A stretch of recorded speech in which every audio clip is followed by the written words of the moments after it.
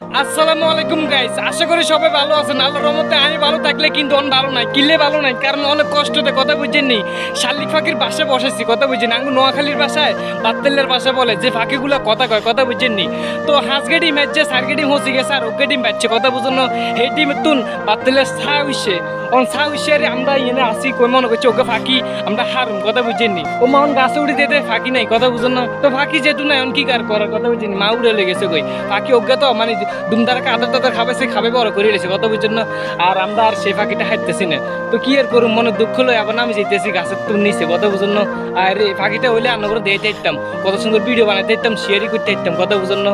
On সে ফোরা করলে আবার নিচে নাম যেতে ওই যায় কোনো দেখছেন নি বাইরে অনেক কষ্ট দিয়ে উঠি গাছের আঘাত উঠি লাভ হয় নয় 0.00, কথা বুঝুন না। পাখি তো আর নাই, মানে ফাঁকির বাচ্চা নাই। তো আবার অনেকে কইতে পারেন ফাঁকির বাচ্চা লওয়ার দরকার নাই, বদয়া দিব। তো আসলে এইগুলো তো কথা কয়, সেই জন্য আমরা হাল মানে একটা আইস, কথা বুঝুন না।